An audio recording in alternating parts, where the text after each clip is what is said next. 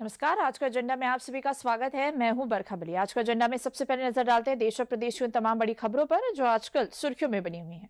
तो चलिए उन खबरों पर नजर डालते हैं। भारत अफगानिस्तान के विदेश मंत्री आज मिलेंगे। जम्मू और कश्मीर की सुरक्षा पर अमित शाह की हाई लेवल मीटिंग। बिहार चुनाव में आज से पहले चरण का नामांकन शुरू। बिहार के सियासी रण में उतरेंगे यूपी सरकार के 6 मंत्री। वहीं शांति नोबेल प्राइज का आज होगा ऐलान। तो देखिए कुछ तमाम बड़ी खबरें जिन पर आज हम आज का एजेंडा में बात करेंगे। हमारे साथ कुछ संवाददाता भी जुड़ेंगे जो इस पर हमें अधिक जानकारी देंगे। तो चलिए अपनी पहली खबर पर नजर डालते हैं। अफगानिस्तान के विदेश मंत्री अमीर खान मुत्ताकी कल गुरुवार को अपने 7 दिन के दौरे पर भारत पहुंचे थे। मुत्ताकी की ये यात्रा 2021 में अफगानिस्तान की सत्ता पर तालिबान के काबिज हो जाने के बाद पहली बार मंत्री स्तर की हो रही है।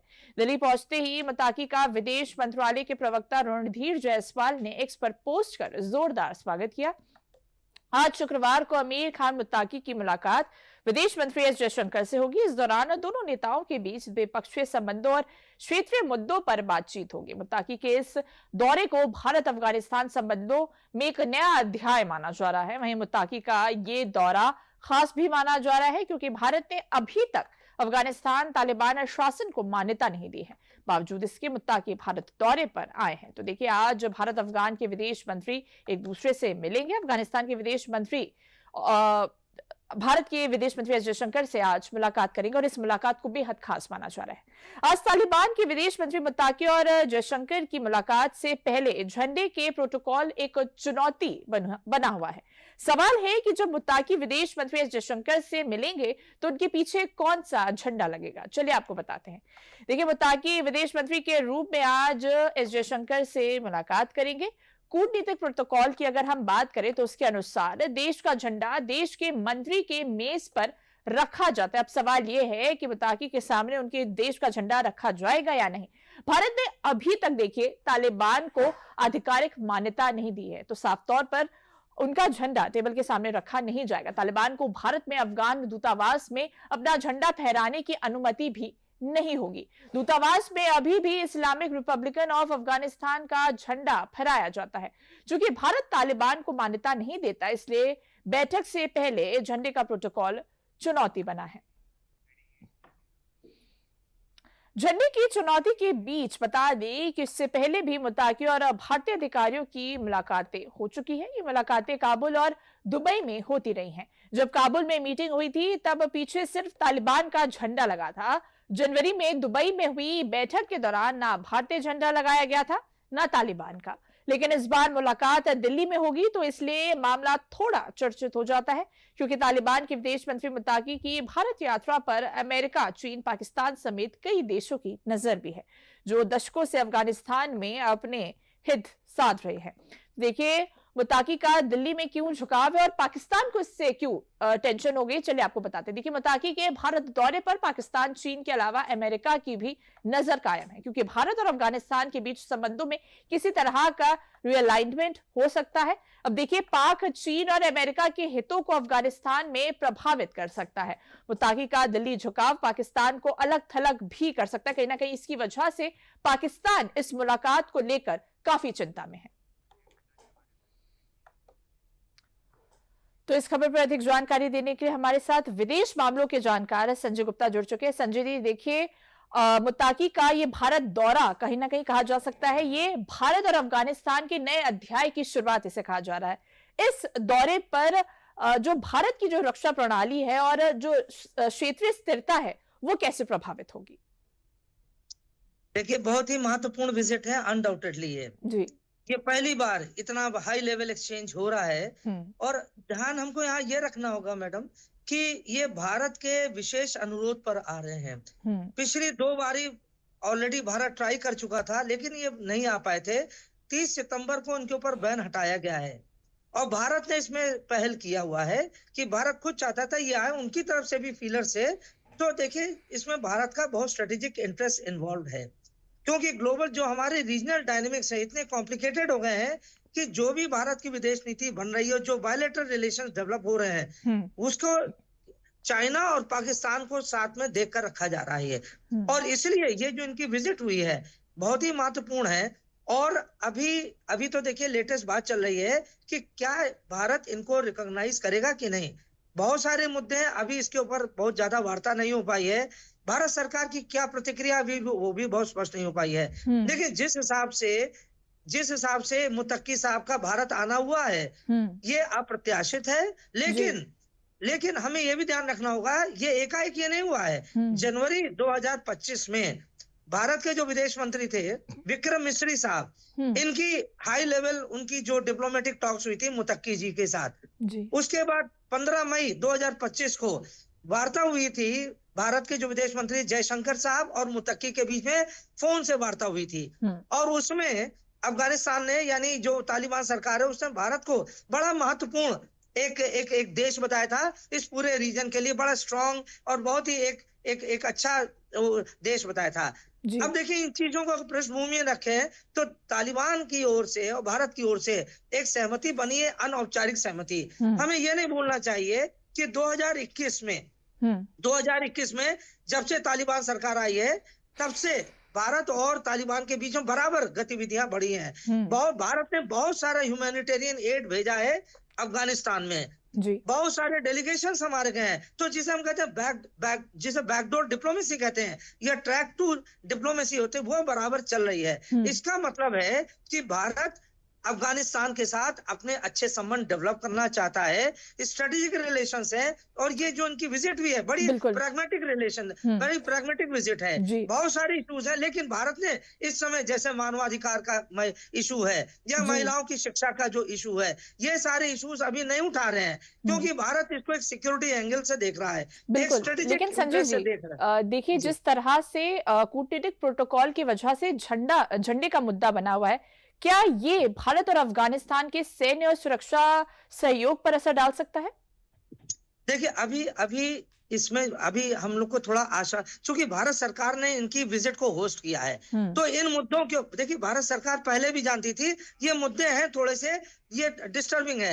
जो फ्लैग जो आपने कहा, क्या फ्लैग पहले वाला चलेगा या जो तालिबान वाला चलेगा, या दूसरा नाम जो है इस्लामिक एमिरेट ऑफ अफगानिस्तान इन्होंने अपना नाम रख दिया, जबकि पहले था रिपब्लिक ऑफ अफगानिस्तान। जो एम्बेसी है दिल्ली में आज भी वो embassy of the Republic of Afghanistan के नाम से है। वहां पर जो इनके डिप्लोमेट्स हैं वो पूर्ववर्ती सरकार के हैं। हामिद करजई जो वहां के राष्ट्रपति थे उनके सरकार के वहां थे, जो गवर्नमेंट इन एक्साइल है। तो ये सारे मुद्दे भारत सरकार के संज्ञान में है और ये धीरे धीरे ये सब सॉर्ट आउट कर लिया जाएगा।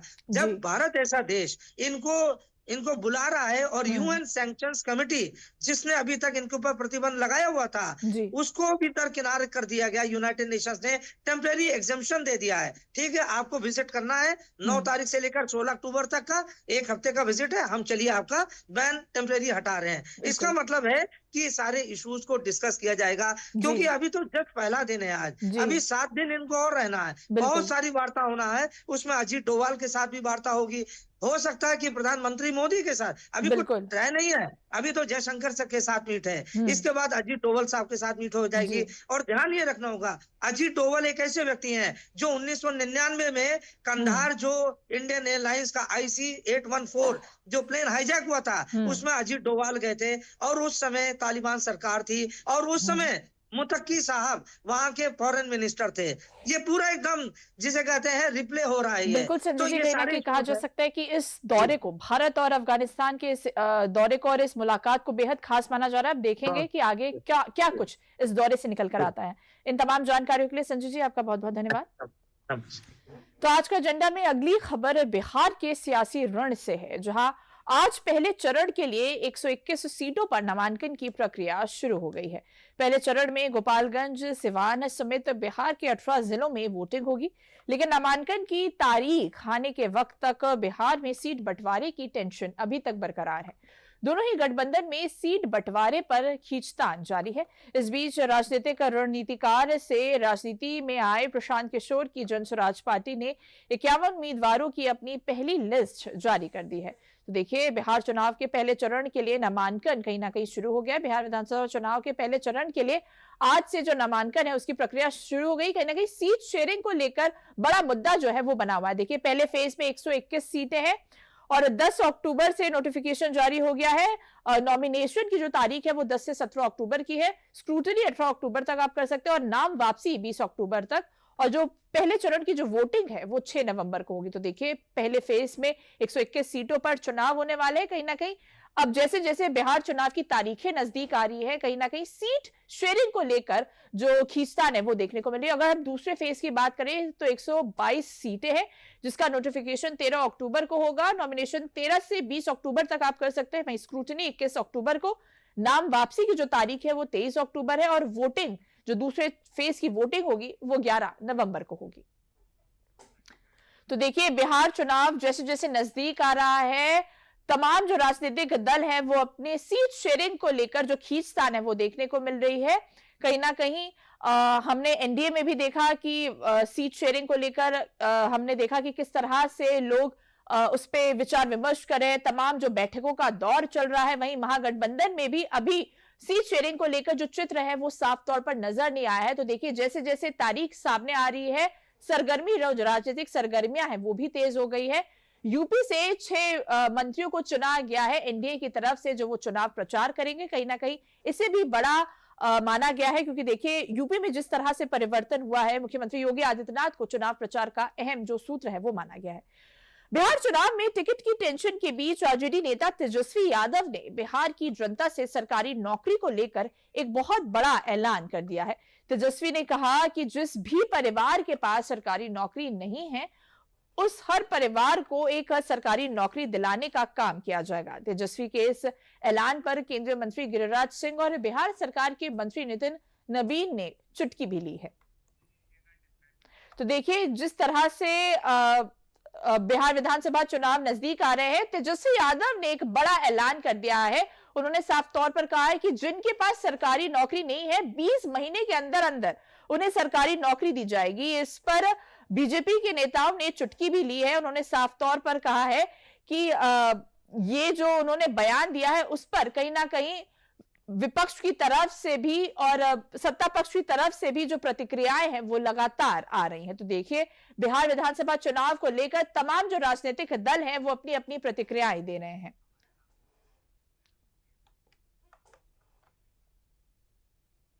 तो इस खबर पर अधिक जानकारी देने के लिए हमारे साथ सुमेश जुड़ चुके। सुमेश, देखिए जिस तरह से बिहार विधानसभा चुनाव नजदीक आ रहा है, जितनी भी राजनीतिक दल है उसमें सीट शेयरिंग को लेकर जो खींचतान है वो देखने को मिल रहे हैं। और उससे बढ़कर अब तेजस्वी यादव ने भी बड़ा बयान कर दिया है कि वो 20 महीने के अंदर अंदर जिनके पास सरकारी नौकरी नहीं है उनको दिलाएंगे। किस तरह से आप इस जो राजनीतिक उथल पलट देखने को मिल रही है, आप इसको कैसे देखते हैं?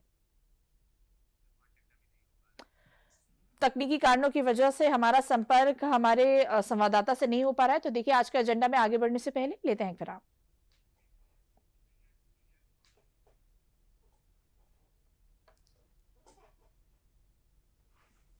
LIC पेश करता है जीवन लक्ष्य। पाए जीवन बीमा आकर्षक मैच्योरिटी राशि के साथ एवं बीमित व्यक्ति के न रहने पर भविष्य में देय प्रीमियम भुगतान से माफी, सम एश्योर्ड के 10% का प्रतिवर्ष भुगतान पॉलिसी टर्म तक और पॉलिसी की मैच्योरिटी पर सम एश्योर्ड एवं बोनस का भुगतान। बच्चों की शिक्षा एवं अन्य जरूरतों को पूरा करे। LIC का जीवन लक्ष्य। तो देखिए आज का एजेंडा में आगे बढ़ते हैं। अभी हमने बात की थी कि किस तरह से जिस तरह से बिहार विधानसभा चुनाव नजदीक आ रहे हैं, ऐसे में तमाम जो राजनीतिक दल है वो सीट शेयरिंग को लेकर जो मुद्दा है वो बहुत गरमाया हुआ है। इस खबर पर अधिक जानकारी देने के लिए हमारे साथ हमारे संवाददाता सुमेश पटेल जुड़ चुके हैं। सुमेश, देखिए बिहार विधानसभा के जो चुनाव है वो नजदीक आ रही है उसकी तारीख, और तमाम जो राजनीतिक दल है वो सीट शेयरिंग को लेकर अभी भी खींचतान देखने को मिले। इसी बीच तेजस्वी यादव ने बड़ा ऐलान कर दिया है। उन्होंने ये कहा है साफ तौर पर कि वो अगर वो सत्ता में आते तो 20 महीने के अंदर अंदर जिनके पास सरकारी नौकरी नहीं है उनको वो सरकारी नौकरी दिलाएंगे। इस पर भी पक्ष विपक्ष की तरफ से कई प्रतिक्रिया आ रही है, कैसे देखते हैं आपसे? ये जरूर मैं आपको बताना चाहूंगा, विधानसभा चुनाव का बिल्कुल बजने के बाद चुनावी सरगर्मियां तेज हो गई है और जो नेता हैं वो अपने इलाके में जाकर प्रचार प्रसार भी कर रहे हैं। जिस तरह से जो चुनाव शेयरिंग की जो बात आ रही है, एनडीए और जो महागठबंधन इनकी तरफ से भी सीट शेयरिंग बंटवारा नहीं हो चुका है, लेकिन जो जन स्वराज पार्टी है प्रशांत किशोर की, इन्होंने अपनी पहली लिस्ट जारी कर दी थी। उस पहली लिस्ट में 51 लोगों का नाम शामिल है। हालांकि जो जन स्वराज के जो नेता हैं उनके द्वारा भी जो बयान दिया गया है, जो कई लोगों के जो प्रत्याशी जो नाम घोषित किए थे, कई लोगों की नाराजगी भी है। और दूसरी तरफ जो सीट शेयरिंग को लेकर जो एनडीए और महागठबंधन में जो लगातार जो सामंजस्य है कि आजकल में ये इनकी भी जो सीट शेयरिंग है इसको लेकर घोषणा हो सकती है। दूसरी तरफ जो उप मुख्यमंत्री थे तेजस्वी बिहार के, उनके तरफ भी नौकरी को लेकर एक बयान दिया गया है कि अगर सरकार हमारी आती है तो हर लोगों को नौकरी दी जाएगी। दूसरी तरफ जो केंद्रीय जो मंत्री है गिरिराज सिंह, उनके द्वारा भी बयान दिया गया कि उनके पिताजी ने भी आज तक किसी को नौकरी नहीं दी गई, तो आम लोगों को नौकरी कहाँ दी जाएगी। तो तमाम तरह की जो राजनीतिक सरगर्मियां भी है बिहार में तेज हो गई है। लगातार बयानबाजी भी देखने को मिले। जिस तरह से जो तेजस्वी का जो बयान आया था, जो नौकरी देने की बात की थी, बिहार में हर लोगों को नौकरी देंगे, तो कहीं ना कहीं एक हिसाब से ये भी देखा जा सकता है कि जो बिहार जो चुनाव होगा, बिहार चुनाव में जो तमाम जो मुद्दे होंगे, जनता के क्या मुद्दे होंगे, जनता जो जिस तरह से स्थानीय लोगों से जब बात कर रहे थे तो उनका साफ तौर पर कहना था कि जो बिहार है, बिहार जो चुनाव में हमें विकास का मुद्दा देखने को मिल रहा है। जिस नेता ने यहाँ पर विकास किया है उस विकास के मुद्दे को लेकर हम वोट डालने जाएंगे। तो कहीं ना कहीं जो बिहार विधानसभा में 2 चरणों पे जो मतदान होगा, लेकिन जनता का आशीर्वाद किसे मिलेगा ये तो 2 चरणों के मतदान के बाद पता चल पाएगा। जी बिल्कुल सुमेश, देखिए एक तरफ महागठबंधन में सीट शेयरिंग का जो चेहरा है वो साफ नहीं हो रहा, अभी उसमें खींचतान चल रही है। वहीं वीआईपी प्रमुख मुकेश सहनी ने डिप्टी सीएम की भी मांग कर दी है। किस तरह से देखते हैं आप इसे? जी, मुकेश सहनी है जो वीआईपी जो पार्टी के प्रमुख है, उनसे हमने बातचीत भी की थी। 2 दिन पहले हमने उनसे बातचीत की थी, इंटरव्यू भी किया था, जिनका साफ तौर पे कहना था कि मैं जो महागठबंधन के साथ हूं, अगर मुझे डिप्टी सीएम बनाया जाएगा तो। हालांकि हमने जब उनसे बातचीत किया आप एनडीए के साथ जाएंगे, तो हालांकि उन्होंने उस बात से मना कर दिया, लेकिन उन्होंने एक बात स्पष्ट रूप से कहा कि हमारी सरकार बन रही है, मैं गठबंधन के साथ हूं यहाँ पर। तो दूसरी तरफ जो देखा जा सकता है कि जो बिहार विधानसभा जो चुनाव इस बार का काफी दिलचस्प देखने को होगा। एक पार्टी जो जन स्वराज पार्टी है, उनकी 51 जो यहाँ पर लिस्ट 51 लोगों की लिस्ट जारी होगी, और दूसरी जो यहाँ पर जो एनडीए और महागठबंधन है, जो यहाँ पर उनकी सीट अभी तक सीट शेयरिंग नहीं हो चुकी है। कुल मिला के ये बताया जा रहा है कि 1-2 दिन में ये उनकी भी सीट जारी हो सकती है। लेकिन बिहार का चुनाव काफी दिलचस्प होगा। कई लोग यहाँ पर जो 51 सीट जो यहाँ पर जो जारी हुई थी उसमें कई लोग नाराज भी चल रहे हैं। तो कहीं ना कहीं इस बार भी देखा जाएगा कि जो इस बार का जो चुनाव होगा बिहार में 2 चरणों पे मतदान होगा और 14 तारीख को मतगणना होगी, और इसके बाद ये पता चल पाएगा कि बिहार में किसकी सरकार बन रही है। बिल्कुल सुमेश, इसी के साथ एनडीए की अगर हम तरफ से बात करें तो 6 प्रमुख यूपी के 6 प्रमुख मंत्रियों को चुनाव प्रचार की कमान सौंपी गई, जिसमें मुख्यमंत्री योगी आदित्यनाथ, केशव प्रसाद मौर्य और ब्रजेश पाठक भी शामिल हैं। इसका असर कितना बिहार के चुनाव में पड़ेगा, कैसे देखते हैं सर?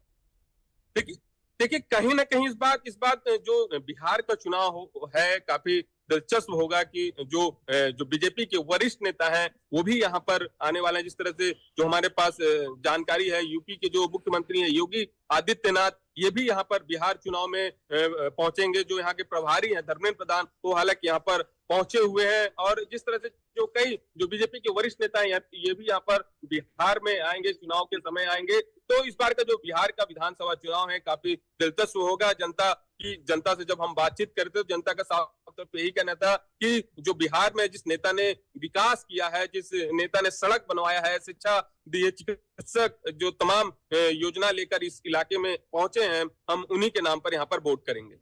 बिल्कुल सुमेश, तमाम जानकारी के लिए आपका बहुत बहुत धन्यवाद। तो आज का एजेंडा में आगे बढ़ते हैं। घाटी में पहलगाम जैसी घटना होने के बाद से ही केंद्र की मोदी सरकार जम्मू कश्मीर में सुरक्षा व्यवस्था को मजबूत बनाने के लिए हर पल कोशिश में रहती है, ताकि दोबारा कोई भी नापाक शक्तियां घाटी में चींटी तक को कोई नुकसान ना पहुंचा पाए। लिहाजा कल गुरुवार को केंद्रीय गृह मंत्री अमित शाह ने दिल्ली में जम्मू कश्मीर की सुरक्षा स्थिति की समीक्षा के लिए एक उच्च स्तरीय बैठक की। इस बैठक में जम्मू कश्मीर के उपराज्यपाल मनोज सिन्हा, चीफ सेक्रेटरी अतल डुलू समेत कई प्रमुख अधिकारी मौजूद रहे। इस बैठक का मकसद जम्मू कश्मीर की सुरक्षा स्थिति, आतंकवाद विरोधी रणनीति और विकास परियोजनाओं की समीक्षा करना था। तो देखिए, जम्मू कश्मीर की सुरक्षा स्थिति के लिए गुरुवार को अमित शाह ने एक उच्च स्तरीय बैठक भी बुलाई थी। अब इस बैठक में जम्मू कश्मीर के जो उपराज्यपाल है मनोज सिन्हा, चीफ सेक्रेटरी समेत तमाम जो गणमान्य व्यक्ति थे वो मौजूद थे। खुद गृह मंत्री अमित शाह की अध्यक्षता में हुई ये बैठक बेहद महत्वपूर्ण मानी जा रही है, क्योंकि बैठक में गृह मंत्री अमित शाह ने आतंकवाद पर सरकार की जीरो टॉलरेंस नीति को दोहराते हुए सुरक्षा बलों को पूरी स्वतंत्रता का अधिकार दिया। देखिए, बैठक में जम्मू कश्मीर की मौजूदा सुरक्षा स्थिति का आकलन भी किया गया है। आतंकवाद विरोधी अभियानों की प्रगति पर भी जोर दिया गया कि पिछली बार जिस तरह से पहलगाम आतंकवादी हमला हुआ था वो दोबारा जम्मू कश्मीर में ना हो पाए। तमाम सुरक्षा एजेंसियों के बीच तालमेल की स्थिति का आकलन भी किया गया है कि तमाम जो सुरक्षा एजेंसियां हैं उनमें आपस में जो संतुलन है वो तालमेल है बना रहे, जिससे कोई भी नापाक हरकत जम्मू कश्मीर में ना हो पाए। सुरक्षा बलों को किसी भी स्थिति से निपटने के लिए पूरी छूट दी गई है। वहीं छूट से आतंक फैलाने वाला हर प्रयास तुरंत नाकाम किया जा सके। इसी के साथ आतंक के खिलाफ लड़ाई लड़ने के लिए सभी जरूरी संसाधन दिए जाने का भी वादा किया गया। तो देखिए, बेहद अहम बैठक थी जो गृह मंत्री अमित शाह द्वारा की गई थी।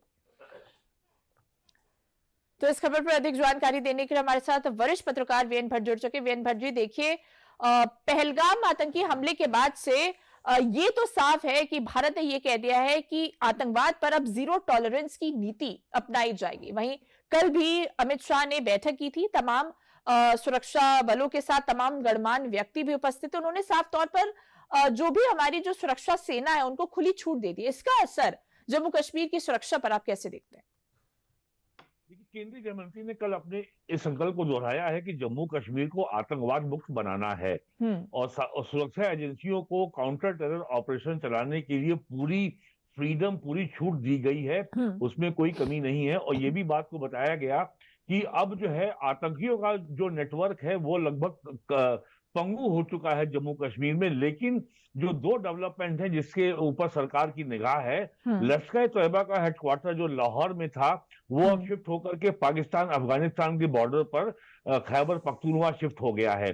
और जैसे मोहम्मद का जो हेडक्वार्टर बहावलपुर में था वो भी शिफ्ट होकर के खैबर पख्तूनख्वा में पाक अफगान बॉर्डर की ओर शिफ्ट हो गया है। और जम्मू सियालकोट बॉर्डर की सियालकोट की तरफ पाकिस्तानी सेना बिल्डअप कर रही है, अपनी टैंक रेजिमेंट को उसने वहां पे तैनात किया है और अपना मिलिट्री बिल्डअप बढ़ाया है। इस नाते भारत का इसका संज्ञान लेना और उसके लिए कार्रवाई के लिए तैयार रहने की पूरी समीक्षा के लिए बैठक की गई थी, क्योंकि आतंकवाद का खतरा ऐसा नहीं कि कभी समाप्त हो जाएगा या एकदम खत्म हो गया है। आप कभी भी अपनी जो आपकी विजिल है, जो आपकी गार्ड है, उसको कभी भी कम नहीं कर सकते। You have to be constantly on the guard. तो केवल इसी बात को दोहराने के लिए ये मीटिंग हुई थी और ये देखा गया कि अप्रैल 22 को जो पहलगाम में घटना हुई थी, उसके बाद जो मई के प्रथम सप्ताह में जो ऑपरेशन सिंदूर हुआ था, उसके बाद से अब जो है 5 महीनों में जम्मू कश्मीर के धरातल पर ग्राउंड सिचुएशन पे क्या परिवर्तन आया है, कितनी स्थितियां क्या रही हैं। लेकिन कश्मीर में पिछले 5 महीनों में कई घटनाएं हुई हैं और बहुत से आतंकवादी मारे गए हैं, सुरक्षा बलों को भी कुछ जनहानि हुई है। तो ये केवल उसकी पूरा उसका एक रिव्यू था, उसकी समीक्षा थी कि उसके बाद से अप्रैल 22 के बाद से क्या हुआ है और वर्तमान स्थिति क्या है और ग्राउंड सिचुएशन क्या है और सरकार की तैयारी क्या है और कौन से नए कदम उठाने हैं ताकि जम्मू कश्मीर में आतंकवाद का सफाया ही नहीं हो सके, वहां लगातार शांति भी बनी रहे। बिल्कुल वीएन भट्ट जी, जिस तरह से कल ये बैठक हुई उसमें गृह मंत्री अमित शाह ने साफ तौर पर यह कहा है कि सुरक्षा एजेंसियों के बीच में तालमेल बहुत जरूरी है। कहीं ना कहीं ये भारत की सुरक्षा के लिए, भारत की जो सीमा सुरक्षा उसके लिए भी बहुत जरूरी माना जा रहा है। देखिए, आपको पता है कि जम्मू कश्मीर अब यूनियन टेरिटरी है, तो लॉ एंड ऑर्डर केंद्र सरकार की जिम्मेदारी है, लेफ्टिनेंट गवर्नर की जिम्मेदारी है। तो वहां पे 3 एजेंसियां हैं, जम्मू कश्मीर पुलिस है, केंद्रीय सुरक्षा बल बीएसएफ है, सीआरपीएफ है और आर्मी है। तो इन तीनों के बीच में कोऑर्डिनेशन लगातार बनाए रखना, तीनों के अपने अपने इंटेलिजेंस नेटवर्क हैं, तीनों के पास अपने अपने अपने इनपुट्स आते हैं, और उस इनपुट्स के आधार पर अगर ज्वाइंट कार्रवाई होती है तभी आतंकवादी विरोधी कदम सफल होता है। और जम्मू कश्मीर में ये कोऑर्डिनेशन को बनाए रखना, ये एक लगातार ये एक कांस्टेंट चैलेंज है, ये लगातार चुनौती है, क्योंकि दूर दराज के इलाकों में तीनों एजेंसियां काम करती हैं। तो ये और अमित शाह जी की गृह मंत्री बनने के बाद से इस बात पे विशेष जोर दिया गया है कि तीनों एजेंसियों का जो भी अभियान हो वो कोऑर्डिनेटेड हो, वो और उसमें कोऑर्डिनेशन हो, और कोई भी क्रॉस पर्पस पे काम ना करे। तो आतंकवाद के खिलाफ कोई भी कार्रवाई के लिए कोऑर्डिनेशन सुरक्षा एजेंसियों के बीच में पहली शर्त होती है, ताकि आपका अभियान प्रभावी हो और सफल हो। बिल्कुल वीएन भट्ट जी, आगे की खबरों के लिए भी आप हमारे साथ बने रहिएगा। तो आज का एजेंडा में आगे बढ़ने से पहले लेते हैं विराम।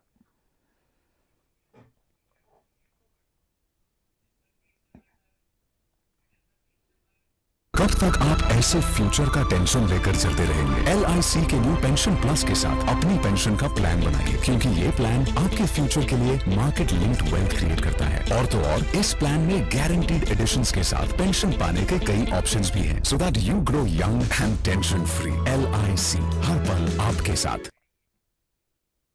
आज का एजेंडा में आगे बढ़ते हैं। नॉर्वे की राजधानी ओस्लो में आज शांति के नोबेल पुरस्कार की घोषणा होगी। इस बार शांति नोबेल पुरस्कार के लिए 338 उम्मीदवार हैं, जिसमें 244 लोग और 94 संगठन शामिल हैं।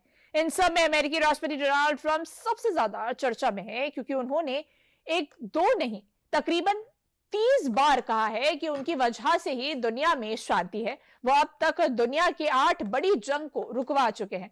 नोबेल शांति पुरस्कार के समय और तारीख की घोषणा के बाद से ही ये सोशल मीडिया पर ट्रेंड चलने लगा है कि क्या डोनाल्ड ट्रंप को नोबेल शांति पुरस्कार मिलेगा या नहीं। यानी सबकी निगाहें ट्रंप दोबारा नोबेल पुरस्कार पाने और ना पाने पर लगी हुई है। तो इस खबर पर अधिक जानकारी देने के लिए एक बार फिर से रुख करते हैं हमारे वरिष्ठ संवाददाता वीएन भट्ट जी का। वीएन भट्ट जी, देखिए आज शांति नोबेल पुरस्कार की आज घोषणा होने वाली है और सबकी नजर डोनाल्ड ट्रंप पर पड़ी हुई है, क्योंकि उन्होंने साफ तौर पर कई बार कहा है कि उन्होंने 8 युद्ध रुकवाए हैं, जिसमें भारत और पाकिस्तान का भी युद्ध शामिल है। अगर उन्हें इस बार नोबेल पुरस्कार नहीं मिलता है तो इसका असर किस तरह से आप देखते हैं उनकी छवि पर? देखिए, ग्रीनविच मीन टाइम के अनुसार रात में 9 बजे आज इसकी 9 बजे घोषणा होनी है। और जनवरी 20 को डोनाल्ड ट्रंप राष्ट्रपति बने थे और जनवरी 31 को नामांकन दाखिल करने की आखिरी तारीख थी। यानी 11 दिनों में अगर डोनाल्ड ट्रंप ने 8 वॉर रुकवा दी हैं, अगर नोबेल कमेटी इस आधार पर फैसला करेगी तो उनका कोई आधार बनता नहीं है। उनका एक तरफा दावा किया गया है कि उन्होंने 8 वॉर रुकवाई हैं। और व्हाइट हाउस के प्रवक्ता ने लगातार ये कहा है, और उसमें उन्होंने इंडिया पाकिस्तान की वॉर रुकवाने का भी उन्होंने दावा किया है। लेकिन वो ये नहीं बताते कि जब जून में इजराइल और ईरान के बीच में युद्ध हुआ था तो अमेरिका के B-52 बॉम्बर्स ने ईरान में बम क्यों गिराए थे? क्या वो भी वॉर रोकने के लिए था? तो इसमें कॉन्ट्रडिक्शन बने हुए हैं। और ये 1897 में नॉर्वे की पार्लियामेंट ने इस नोबेल कमेटी का गठन किया था। इसमें 5 मेंबर होते हैं और ये आज उसको ये घोषणा करनी है। और डोनाल्ड ट्रंप की असली वजह केवल ये है कि उनके राइवल और डेमोक्रेट के जो राष्ट्रपति रह चुके हैं बराक ओबामा, उनको ये पुरस्कार मिल चुका है। तो उनके लिए ये एक मामला निधि प्रतिष्ठा का है कि अगर डेमोक्रेट को ये अवार्ड मिल सकता है तो मैं रिपब्लिकन हूं, मुझे क्यों नहीं मिलेगा। तो ये और अब तक जो उनके जो दावे हैं युद्ध विराम के और शांति स्थापित करने के, वो सारे वादे एक तरफा हैं, व्हाइट हाउस की ओर से किए जा रहे हैं, उनके प्रवक्ता की ओर से कहे जा रहे हैं। और दुनिया के किसी भी शांति संगठन ने, किसी पीस ऑर्गेनाइजेशन ने ट्रंप के दावे की पुष्टि नहीं की है। भारत ने तो साफ साफ नकारा है कि भारत पाकिस्तान के बीच में युद्ध विराम में अमेरिका की कोई भूमिका नहीं थी। प्राइम मिनिस्टर मोदी ने ये बात स्पष्ट रूप से लोकसभा में भी कही है। लेकिन ट्रंप लगभग 45 या 48 बार ये बोल चुके हैं। तो आज सबकी तो और बिल्कुल कहीं ना कहीं वीएन भट्ट जी, आज सबकी नजरें यही है कि शांति नोबेल प्राइज किसको मिलेगा और इसका असर डोनाल्ड ट्रंप की छवि पर क्या कुछ पड़ेगा। इन तमाम जानकारियों के लिए आपका बहुत बहुत धन्यवाद। तो आज का एजेंडा में अभी के लिए बस इतना ही। मुझे दीजिए इजाजत। नमस्कार।